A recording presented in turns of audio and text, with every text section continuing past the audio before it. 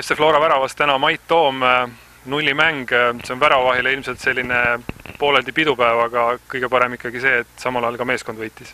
Just nii, täpselt ongi nii. 3 punkti, taga 0, kõik on väga hea. Narva Trans oli täna meie vastane, kes oli enne seda vooru võitnud 4 mängu järjest, neil oli väga halb hooaja algus, aga nüüd nad on nii-öelda hoo üles saanud ja see oli selline ilmselt ka natukene ohtlik mäng meie jaoks, et kuidas see mäng sulle seal väravapostide vahel tundus? Ega midagi lihtsalt ei tulnud, tuleb ausalt öelda, et hooaja alguses, siis kui ma ka mängisin nendega, oli tunduvalt kergem mängida, et nagu näha oli, kes täna vaatamas olid, et Narva ikka hoidis palli väga hästi. Võimalusi meil oli siiski suhteliselt palju see mäng juba varem ära otsustada, aga Narva on hoo üles saanud ohtlik meeskond. Samas, kui nüüd meenutada nende narvakate võimalusi, siis ega väga peale nende mõningate kauglöökide täna vist meenutada ei olegi. Ei ole jah, kiidusõnad kaitsele, et hästi pidas ja kauglöögid olid mõned, aga ei olnud ka midagi superohtlikku. Ranno Sapinen FC Florale täna 1-0 võit Narva Transi üle, tuli skoori poolest üsna raskelt, samas ikkagi Flora oli selgelt vastasest üle. Jah, et skoor oli väike, aga tänane võit, ma arvan, tuli, et täna oli töövõit, et me nägime väga palju vaeva platsil ja oleksime võinud ka mängu varem ära otsustada, meil oli päris palju võimalusi, aga ei suutnud neid ära kasutada, aga vähemalt lõpuks üks tuli ja sellest piisast täna. Treener Marko Leelov tegi siin esimese poola lõpus taktikalise muudatuse, võttis Žano Topingile ja sina tulid platsile. Mis ülesandega sa väljakule läksid, mida sel hetkel muuta oli vaja? Mul oli vaja siduda nagu keskvälja, et Žanil oli nagu ma arvan, et raske seletada see keelebarjäär. Mul oli vaja siduda keskvälja. Kuidas täna enda mänguga rahule jääd? Sul olid seal mõningas päris teravas olukorras ise ka? Jah, et üks hea võimalus oli, läks natuke mööda, aga postile sain väravasõudu antud ja ma arvan, et täitsa normaalne mäng oli. Siin tuleb nüüd juba paari päeva pärast uus mäng, esmaspäeval on kohtumine Infonetiga, küll võõrsil mäng, aga meile väga tuttaval Sportland Areenal. Mida sellest mängust nüüd oodata? Kunstmuru on meid ees ootamas. Jah, siin on 2 päeva nüüd aega taastud, et kunstmuru, aga seal on väga hea kunstmuru meil siin, et ma arvan, et ei ole probleemi. Et kunstmuru on võib-olla isegi parem praegu, kui meil see treening oli.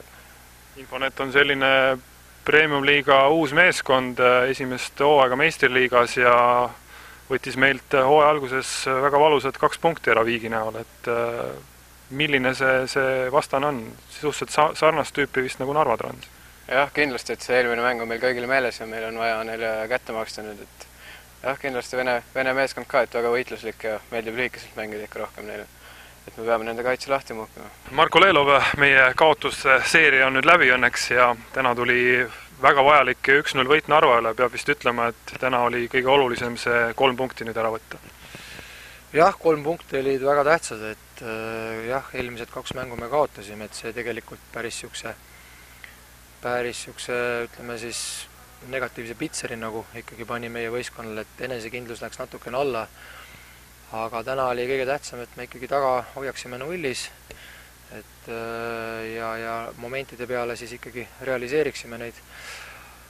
Aga jah, täna oli selles suhtes oli positiivne, et kompliment ikkagi poistele, et me suutsime nagu hoida distsiplineeritud mängu ja lõime tegelikult palju momente, muidugi kahju, et me neid ei suutnud realiseerida.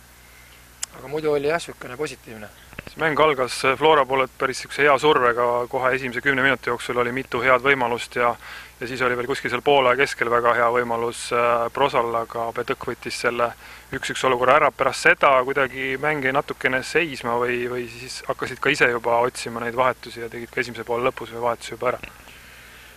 Jah, ma arvan, et pigem nagu Narva oli siukseks, ei olnud nagu valmis mänguks võib-olla ja meil olid kohe head võimalused kahjuks ei realiseerimise taha ja Narva sealt pealt sai nagu enesekindlust, et tavaliselt on niimoodi, et kui ära ei löö vastane, siis tekib omal enesekindlus ja Narva suutis keskväljal väga hästi mängida ja siis oligi selline moment, kus Sean nagu mõtles rohkem nagu rünnakule kui kaitsele ja meil jäiks keskpoolik nagu keskpool kaitsetsoon jäi ikkagi tasakaalust jäi välja ja Sapinen tuli ja täitis selle koha nagu hästi.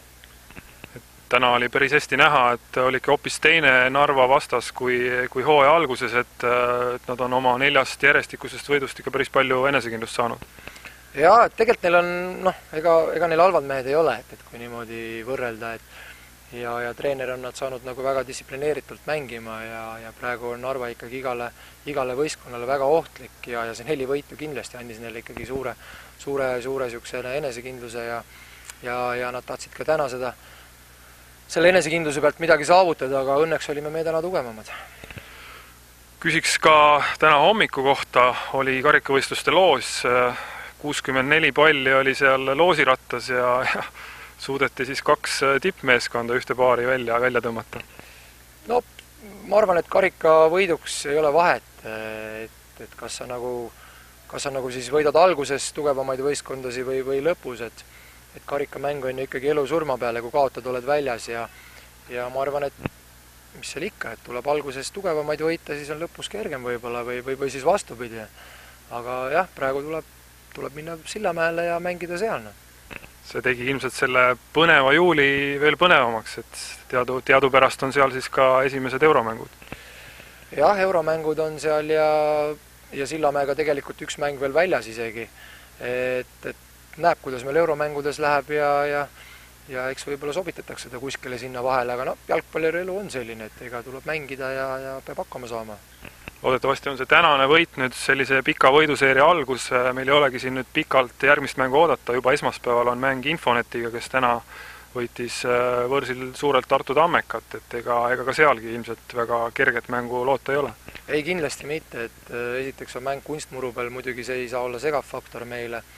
Teiseks Infonet on suutnud nagu väga hästi oma kaitse korda saada ja mängivad väga distsiplineeritud kaitsest, et tähtis on kiire värav saada ja nagu võtta pinged maha, et see on nagu eriti nagu otsustav, ma arvan. Ja siis saab juba niisugust, ütleme siis rahulikku mängu, mitte rahulikku mängu, aga saab niisugust mõtestatud mängu edasi mängida võib-olla. Aga kindlasti me ei tohi nagu ka minna sellise, ütleme siis, konksu otsa, et kui me ei suudagi kohe kiiresti väravat lüüa, et me peame ikkagi säilitama rahu ja positsioonid ikkagi välja mängima ja olema kannatlikud kuni lõpuni.